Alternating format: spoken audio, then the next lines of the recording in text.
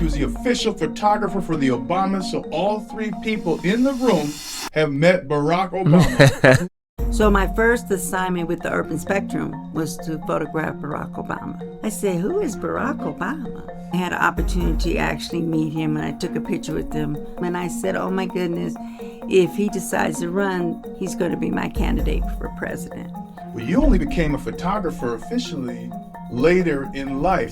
That journey started when I was 55 years old. Your life doesn't stop because you got older. Talk about the defining times. What's the most memorable moment? My most memorable moment was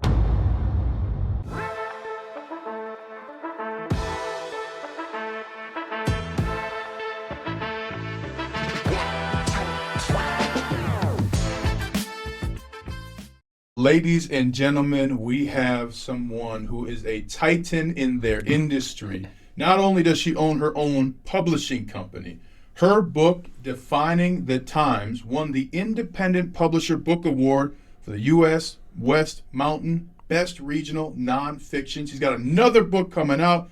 She was the official photographer for the Obamas, so all three people in the room have met Barack Obama. Please welcome Patricia Duncan. What's up, Ms. Duncan? What's up, Brian? How are you? Fantastic. That was a great introduction. He's the best. You only got half of your accomplishments. I want to dive in and start right away. You and I got to meet, and you won your award, an amazing book, Defining the Times, where you photographed and chronicled the Obamas throughout his presidency. But you only became a photographer officially later in life. Tell us that story, that journey. That journey started when I was 55 years old. And I have an event planning company. And my sister was the first Black Secretary of State of Colorado. Her name was Vicki Buckley. And unfortunately, she passed away in 1999 at the age of 49. And so I started my event planning company, which is called Ijaba, means a wish fulfilled, in 2001. And I was doing my very first event, and I met this guy by the name of Herbert Buddy Baker, who eventually became my mentor. And he was taking pictures. And I asked him, would you teach me how to take pictures? I always had cameras at home when I was growing up. And he said, oh, I would love to. So off we went, and I started taking pictures, going to events, taking pictures. I would send him the pictures. He'd be like, oh, no, too blurry. I said, oh, no, this is not going to work. And he's like, what do you mean? I said, this is not meant for me to be a photographer. And he said, I'm not going to allow you to give up on you. And that was 17 years ago. So what I started doing is I started submitting my photos to the Urban Spectrum, Denver Weekly News, African American Voice. And so they picked me up. And then that's how the journey began. How did you know to go into it more? I mean, you have had a successful event planning company, and you started doing photography, but when were you like, I'm going to follow this passion of mine. I'm doing amazing things. When did that switch for you happen internally? I did and I didn't have a successful event planning company for three simple reasons. Is I never finished a project. I didn't have self-confidence. I didn't believe in myself. I had a real hard time hearing no. And so I'm very creative, and I would start something and never finish it. So my first assignment with the Urban Spectrum was to photograph Barack Obama. And I remember saying to B, I said, who is Barack Obama? She looked at me. She said, are you serious? She said, just go do the event. I said, okay.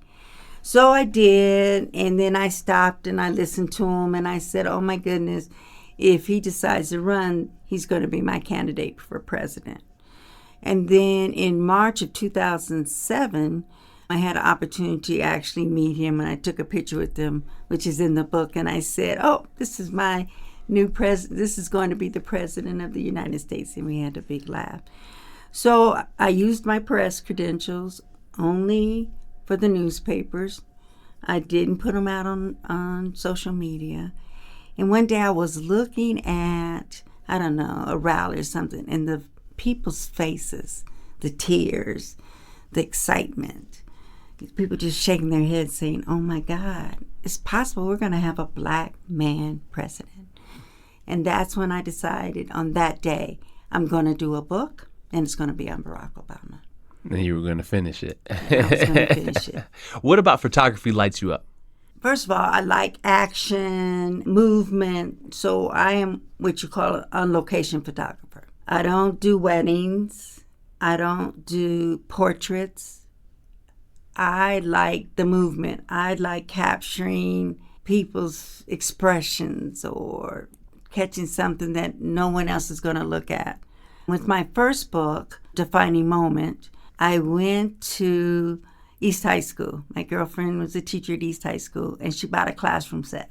So the students asked me all kind of questions, and this one young man said to me, "Do you want your pictures to always have a caption, or do you want it to say 1,000 words?" Right?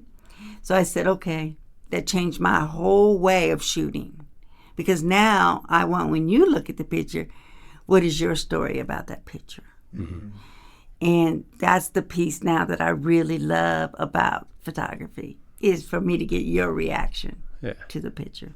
Well, let's talk about some of the reactions you caught. You caught something that Barack Obama's written about, where they say, fired up, ready to go. When you were at those campaign events, at those rallies, what was so different about? Was it joy? Was it anticipation? Was it realization? What did you experience seeing people react to Barack Obama? So when I'm shooting, Once he comes on the stage, or once the subject comes on the stage, then it's all about that subject. So what I would do before he came on stage, I would scan the crowd just to see people's reactions, to see the conversations. I mean, that was just amazing to see, especially the little boys at that time. What's the most memorable moment that you can remember, just, shooting Barack and he's talking or whatever it may be? The second term, I was able to get White House clearance. So what does that mean? That I can photograph the president anywhere in the world. This was 2012. He was here for the Air Force Academy's commencement. I watched it, and I'm shooting it, and I watch it. And then he comes down, lands, and they open the door, and he comes out. And I froze, and I could feel my sister say, "You got work to do." But to see the first black man come off of Air Force One was just unbelievable. Yeah, it's surreal. Your photos are also in the Library of Congress. When did you get word that some of your photographs were going to be enshrined forever in our nation's greatest record-keeping facility? So, as I said, it took me 2.5 years to come out with my first book, which was called A Defining Moment. It was nominated for an NAACP Image Award for Outstanding Literary Work of a Debut Author in 2012.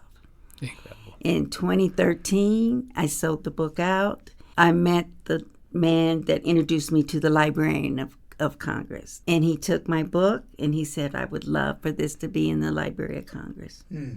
So you went from quitter to finisher to award recipient, and then you decided to start your own publishing company. What went into that decision? So I started my own publishing company in 2008 because I did not want anyone to have my pictures.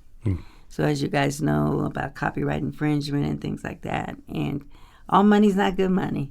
And what was really important to me was, it wasn't about making money. It was about a senior citizen being able to buy my book without foregoing medicine. Mm-hmm. So the book was $33. Hardcover, $33. Unheard of, yeah. It was about giving something for the seniors that never thought that was going to ever happen, or for those students that were voting for the first time and would be able to vote for a black man, and for it to be in history. So no matter how you look at it, you cannot take the 44th president out of the history books. Yeah. Because he's president of the United States. So that's what made me start my own publishing company. Talk about the defining times. Talk about the pictures that are in this book. If you just look, obviously this is your book, but if you just look at the cover, inside, what photo really stands out? From the 2008 Democratic Convention that was held here. It has everything going on in this picture. It's got fireworks. It has like TV cameras over here. It has just so much going on that you can create your own story. Because the journey is Barack Obama's words. They're not my words. They're not your words. They're his words. So you get all of his speeches in their entirety. But the first thing people look at are the photos. That's why they have to be the best they can be. You donate your time and energy, and you do speeches and fireside chats for the next generation. What do you want Benny and I and the next generation to do? What's your mandate to us to accomplish as the next generation to continue to grow and achieve? Give back to that, for you, football player that has aspirations and has dreams to become a football player. Don't destroy it. Enhance it. Enhance their dream. Enhance their goal by saying, look, you got to have great work ethic. You can't get anywhere in this world, I don't care what kind of job you have, if you don't have work ethic. But remember that once upon a time, you were that little football player that people told you weren't going to be good enough, that you weren't going to go to pros. Give back. I'm saying this because you're men. So congratulations on an incredible continuing career. Benny and I will bring our pitch for our next book to you. Yes, absolutely. And thank you more than anything for being a light that inspires others. Oh, yes, thank you. appreciate Thank you so much for having me here. And like I said, it's the thing more than anything is that your life doesn't stop because you got older or that you get the quote-unquote senior age. Like I said, I didn't even start the career till I was 55. And another thing that was really important for me is for my daughters to see me finally finish a project. They saw me do all these great things and meet all these great people, but they never saw their mom finish a project. And that was another thing that was one of the most important things for me, is for them to see that. Amazing. Shout out to you. Yeah. Thank you for being on. Patricia Duncan, a.k.a. Trish, thank you so much. Thank you so much, you guys, for having me. This was fun. Thank you for letting me tell my story. Awesome. Thanks for listening to this episode of Gridiron and Growth. Make sure to shoot us an email at gridirongrowthpod@gmail.com for some questions, and sign up for the newsletter that can be found in the show notes. Big special thanks to Big Up Studios and Streamline Media for helping support Gridiron and Growth.